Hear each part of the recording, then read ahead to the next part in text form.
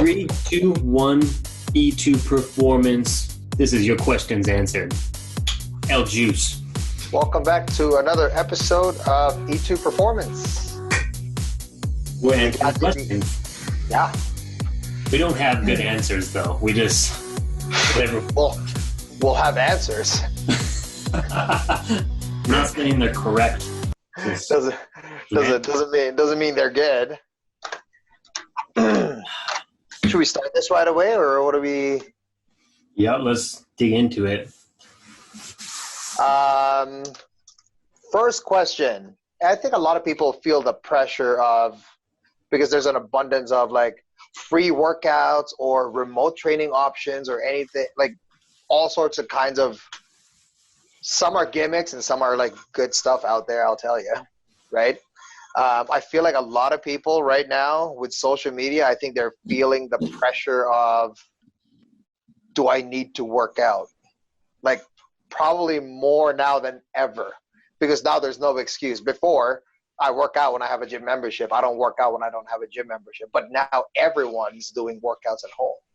So one of the questions that we got, and we're not naming names, but one question we got is, do I need to exercise every day? I think we can break that question down to like a few avenues, but we'll try and make it as simple as we can. You go first. How about you go first? You were on such a roll, though. Do I need to exercise every day? Don't say I'm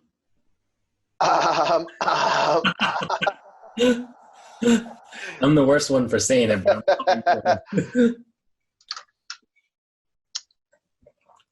I feel to have an activity or movement is important to have every day.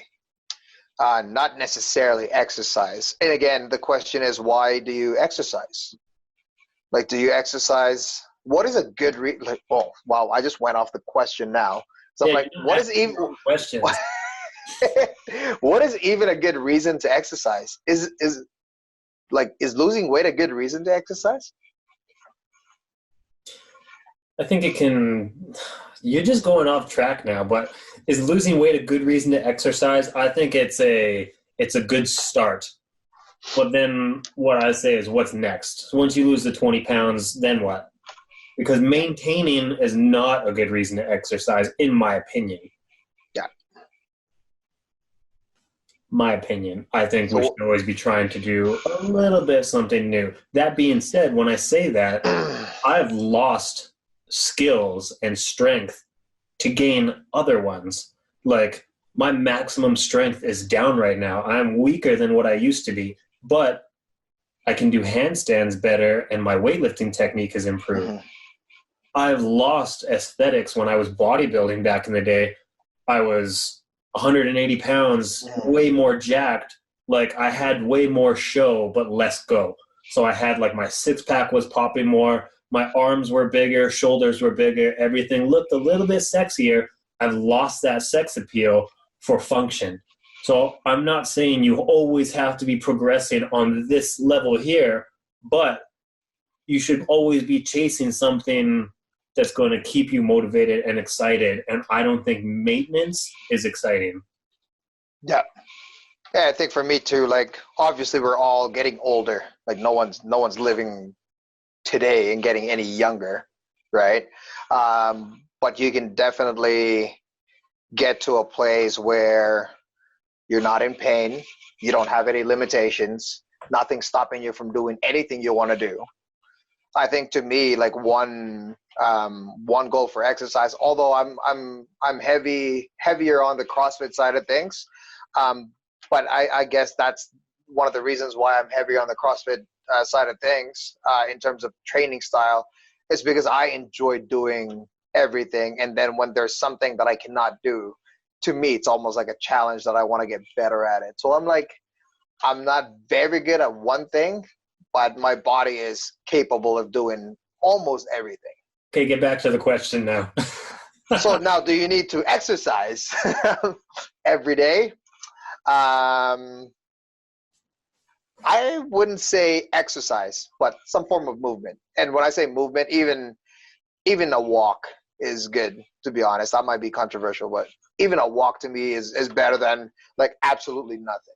I would piggyback on your answer. I think we discussed previously, we've discussed a lot. We've been podcasting for over a year now, and we've made a lot of different discussions, but exercise or activity every day, when the weather's beautiful, I think that activity should be pushed to outdoors. When we talk about happiness being like sleeping 8 hours, eating correctly,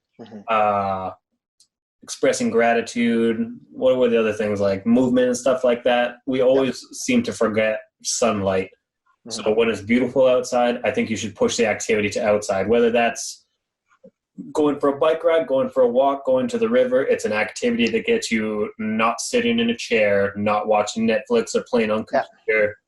It's just an activity. So you don't need to work out every day, but an activity every day is beneficial. For example, I'm going to go to my parents' house later, bring my parallettes, and I'm going to work on handstands in the grass in the backyard with no real structure. I'm just going to play with some handstands and just do what feels good.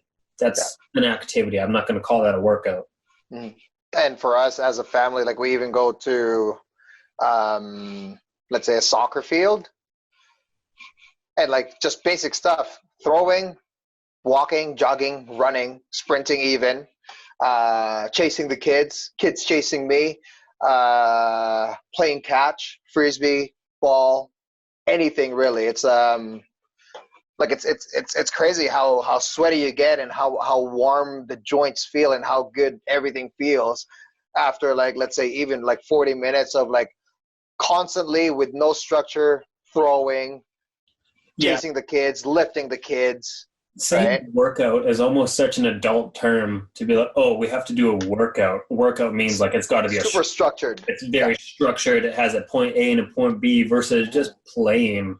Like you said, it makes a huge difference. Like we used to, when I was a kid, go to the park and play frisbee with the dog, with the intention of getting the dog running around. But we get running around too, like playing pig in the middle or whatever. Yeah, the dog just has to chase the frisbee, but never really gets it. Like, yeah, you feel good just by movement. So that's our answer. Yes. Next question. Next question. I'm not sure if we're gonna get through all of this. I have 1, 2, 3, 4, 5, 6, 7 questions that we picked, but depending on how long, because we are on a time cap here for Zoom. So do I need to exercise every day? Answer is no, but some sort of activity would be best. So that's optimum for me. Next question. I think this is a little related to food, I would say. It could be food, could be activity, depending on how you look at it. Or as a listener, depending on where you are. So someone asked, the gym is my main activity. What are some tips on how not to gain any weight during gym closure? Because again, if that's your main activity is the gym, and then now you take that activity away from someone, what are the tips? My tip, not really activity related per se, but mine would be like I think a mistake that I've done. I want to maintain weight or gain a little bit of weight. Somebody who wants to maintain weight or lose a little bit of weight, I think the mistake that I've done is not continue my meal prep even though I'm at home every day. So the meal quality that I'm having isn't quite as solid anymore because I'm like, well, I'm at home so I can cook fresh meals, which is a positive, but sometimes those meals aren't as I can get more experimental. So sometimes they're not as maybe nutritious per se as what my meal prep would normally be. So solid in terms of taste, but not solid in terms of, like, let's say, like when we say quality, just like how clean the meal is, I guess. Because normally when we work, or our daily meals would be like fairly clean. Some type of vegetable, some type of meat, some type of carb, pretty much very well balanced. Yeah, so I definitely think it's just that's kind of the major issue is just maintaining your meal prep would be a big one.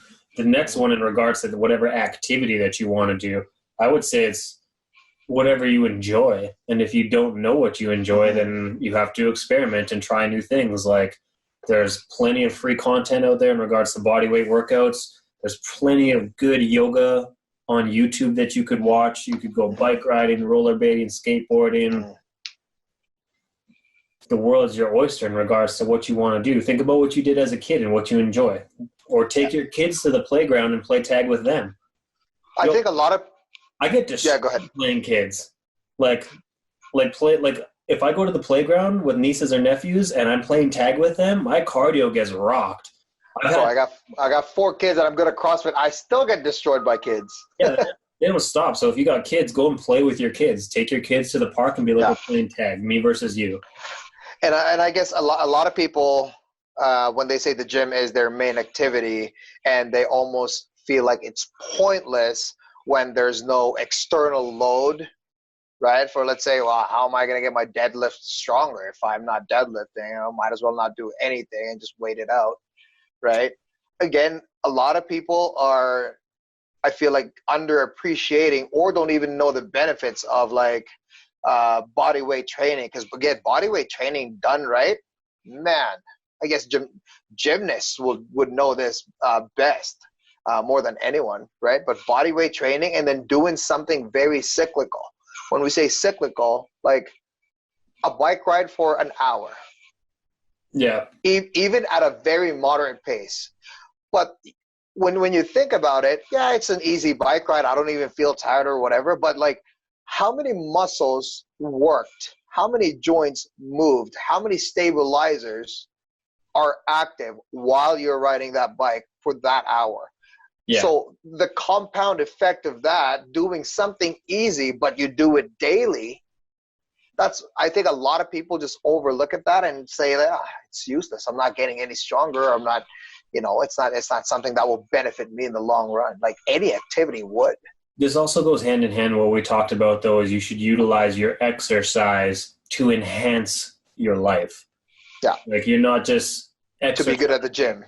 Yeah, you're not just exercising to be good at the gym. You're not just deadlifting to be good at deadlifts unless that's your sport. Yeah. And if that is your sport and you are an athlete, then I think you can appreciate the benefits of being well-rounded anyways. Maybe you're dodging the effects of being well-rounded because it's uncomfortable and you don't like it, but maybe this is the wake-up call for you to get outside of your comfort zone. And even though you're a power lifter, go for a run. Yeah. So that's one tip, is to play around with things that you either enjoy or just try out stuff. So still be active, I guess. In terms of food, though, again, depending on, I don't think if overall, and again, we can speak just in general here, if your overall activity is lower, which means the burn of calories, if you would say, is going to be a little lower, I think eating less would also be a part of that. I'm not saying skip a meal. I'm just saying what your normal meals are, even if you just take out, I don't know how to explain it, but eat less than you normally would if the activity is not there. And mind your snacks with your bored eating. Another one is I've had to force myself to drink more water, and I've had to make it more unique with stuff inside of it just because. Greens. Yeah. Again, though, sometimes your hunger sensation, when you feel hungry, sometimes you're not actually hungry, you're just dehydrated. And you can slam a bunch of food, which is going to increase your dehydration, then you're going to crush water after. But if you crush a glass of water and then wait 20 minutes and see if you're still hungry, then eat some food. So let me get to the question. Okay, so that was that. My question next. What? Remember let me just ask the next question. So one of the questions that we have was, what do you think the gyms are going to be like after COVID starts to slow down? Ooh, man, if I can picture it, I think there'd be, depending on how big the gym is, I'm sure they'll have a square footage versus number of people allowed inside the gym. I'm sure social distancing will still be, if not more,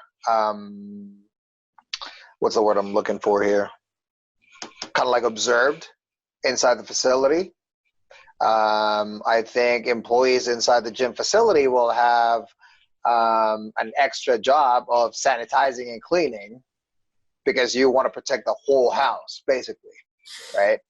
Yeah. And then, believe it or not, I still feel like not everyone will be coming in or will just rush back in to come back to work out because some people are still very afraid. And I'm not saying it's a bad thing. I'm just saying what I feel like it would be. Like, I don't think you'll have 100% attendance of the people that were regular in the gym. When you close, it's not going to be the same for when you open back up. Yeah, I think like the minimum, like maximum occupancy or like people in the gym is definitely going to be observed. I wonder how gyms are going to implement staff to sanitize more frequently. And I almost think there's going to have to be some uncomfortable conversations because I don't really think gyms are going to spread out the equipment more so. They're just going to limit. Yeah, they're just going to say like, oh, like there's going to have to be one bench apart. Yeah, one treadmill apart. But if that's the case, I think the gym staff are going to have uncomfortable conversations with people like, oh, excuse me, Mr. Eljay, you're not allowed to be on this equipment because that person's right there. And you're going to have some people who get salty because they're like, well, I've only got 20 minutes to do this workout and blah, blah, blah. And we're already phase 3 and we barely have any, what do you call this? We barely have any people who are contracting the virus or disease. Yeah, that's just a should be good now. Yeah, that's just a thought. It might not happen at all, but I think cardio equipment will obviously be spaced out. Like you'll have cardio equipment with tape or unplugged or things. Like they'll have the cardio equipment every second piece. But yeah, it's weird because definitely our gym is definitely a busy spot, especially during prime times and stuff like that. But again, maybe not everybody's going to flood back, so maybe it'll be easy to control. Yeah, and then in terms of, I want to touch on in terms of like training itself, you will get a lot of people that have gained weight. You'll have a lot of people maybe equally that would have lost a lot of weight and lost a lot of strength. I think lost a lot of strength would be almost like for everyone, lost their capacity for endurance. Almost like an advice too, again, I think we chatted about this last time, but when the gyms open back up, do not expect and do not be mad at yourself for not performing the way you performed when the gym just originally closed. Everyone's in the same spot that there was some sort of regression or at least no progression for when this all happened, whether you have equipment at home or not. Yeah, that's going to be a hard one for a lot of people to check their ego at the door and, oh, I've lost my gains, and we're going to have so many conversations with people, but like, oh, it's okay, it'll bounce back fast, and da-da-da-da-da, like, Anyways, next question. Next question. I am having a hard time sleeping. Ooh. That was pretty much it. So we don't know what, maybe they have a phone in their hand all the time. Maybe they have the screen on all the time. Well, the days are longer now too, so it's not dark out. Like, yeah, I think 9 o'clock hits and you still get a little bit of blue in the sky, right? But having a hard time sleeping could be a lot of things. It could be, we don't know. It could be maybe their anxiety is a little high. Maybe they're stressed, thinking about a lot of stuff. That's a hard one for me to relate to because I can fall asleep like a rock star. Yeah. I normally lights out pretty damn easy. If we were to make some assumptions, though, that maybe this person struggled with sleep before this happened, and now that it's getting like compounded worse because of the stress and anxiety. And also, like the gym can help you sleep as well. Like if you work out, burn off that extra energy, it gives you a reason to need to recover. Whereas if you're just very sedentary, you didn't burn off any energy, you know what I mean? So yeah. So it could be coming from a lot of things. It could be from not enough activity. or it could be from, and I'm just assuming this, people are snacking more. I'm not saying people are. I'm just saying when I go to the grocery stores, there's a lot of people. Like I judge those carts Why are you and so those judgmental, baskets. bro? So petty. I judge those carts, man, and like it's all of it's like pretty much a treat. They have like extra shelf space in one of the grocery stores that I go to for like ice creams. I'm not even kidding you. Nice. Ben and Right? Jerry. So I'm like, you know what people are buying. So maybe that amount of sugar and salt while you're, let's say, watching a show or a movie, getting you riled up a little bit and then high on like sugar, maybe that's affecting your sleep too. Yeah, I think the basics with this question is like set an alarm 2 hours before bedtime, no food, no drinks, no screen time. Yeah. That's like step one. No food. And then find a way that you can, I guess you can wind down. Like other people, you would, like after dinner or even before dinner, they go for like a 40-minute walk or so, just to kind of get a little bit of activity or just wind down without the screen, without the phone, and they just go for a walk, right? Like we do that sometimes. Like when I get home early, that's a part of that. And then I don't know. Some people read books. Well, the other one I was going to say was like if it's an anxiety and a stress thing, you follow that 2 hour rule, but then the next thing to do would be to write in a journal. And I've had this struggle myself where I'm like, oh, I need to write in a paper journal because that's the correct way to do it. That's the holistic, natural way. But that's the only way to do it. The purpose of like writing in a journal is it's just a brain dump. So if you lie, like when your head hits the pillow, you don't have to think about these things anymore because you already put it into the universe. So whether you journal, again, if you're going to do it on a phone, then that counts as a screen, which is going to mess with your circadian rhythm with like your actual sleeping hormones.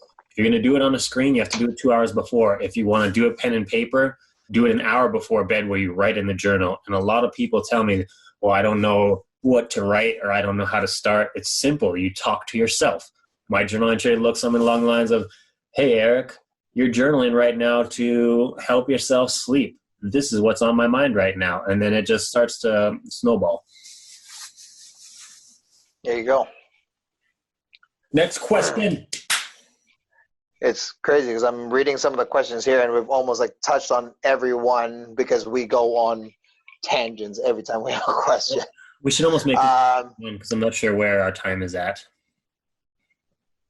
Where's that? Where are we at? Last question because I'm not sure where our time is at. Okay, well let's see. Big one. Well, you can pick. I would read the last. I think we've only done 3 technically. So what should our meals look like during quarantine? What's the best type of exercise or activity during COVID? Should I stretch every day? Should I do things I enjoy while in quarantine? Depends. If it's just video games that you enjoy, well, I don't know. Can't really answer that. I think they're talking about more training. Like, let's say, when people have, we always tell people to get out of their comfort zone when they're in training. Yeah. But what if this person is just like a runner and that's all they want to do every day? I don't disagree with it. I'd say go for it. But again, it's a form of activity at this point. As long as it's not something that will cause harm in the long run, I think it's whatever. You keep doing that if it's activity that we're talking about here. But again, best type of, okay, go ahead. Sorry. I would say if we're talking like, should I just do what I enjoy? If we're just strictly talking on a physicality of training, I don't really see a problem with it. Yeah. But again, I would still think about a well-balanced approach per se. Like if you're a runner and you go to the gym to lift weights and you have no weights to lift, I wouldn't buy weights right now. And me personally, if I was a runner, I wouldn't really want to load a backpack full of random shit to utilize as a weight vest, and I wouldn't grab milk jugs. I wouldn't start looking for creative ways to lift weights per se. I don't think that's required in this time. even if the COVID lasts, like this quarantine lasts for 2 to 3 months, you don't lose everything that you built in 2 to 3 months, and everything will bounce back fast. It's more just your ego telling you that you're losing things. So on that note, though, like if I can just respond to that, some people are worried about losing gains. Some people was on the train of like getting some gains. So it's also not a bad idea if you feel that it's proper for you or good for you to go load up a backpack or find jugs or like whatever you want to lift. It's how bad you want it. If you enjoy that, then do that. If you, like I said, if you're just a runner, then don't. Yeah. Best type of exercise or activity during COVID? Depends if you have access to. Okay, I think we could skip that. I think we've talked about that already. Well, to answer that one real quick, it's just, again, it's a well-balanced approach. Whatever you're doing, it should theoretically have a well-balanced approach. And we know that you can't lift a 300-pound deadlift or any big, heavy weights. So you make it as well-balanced as you can during this time. I think feel-good workouts are like best during this time. Feel-good workouts, that's what I asked you. I don't know if I asked you in this episode or our coach's lounge, but again, I'm going for a bike ride after this, and when I do it, you're going to design me something that's a feel-good workout. I don't want to be on my bike murdering myself. I just want to breathe just a little bit, just be a little tired. Yeah, we can do that, absolutely. Should I stretch every day? Well, this is not just for COVID, but I feel like there's I don't know. You could probably touch on this more. Should I stretch every day? Do you stretch every day? I don't. Do you think you should? There are some parts of my body that would probably benefit from stretching it more. I don't know about every day, but just a little bit more. You know why I'm going to say yes? It's not a structured yes, though. I don't think you should stretch every day with structure and like a stretching plan. What I will say, though, even for somebody like yourself or myself, and I don't do this, this is something that I aspire to wish that I could do, is most people watch an hour of TV at least. Mm-hmm. Or they spend an hour on their cell phone at least. Or their iPad.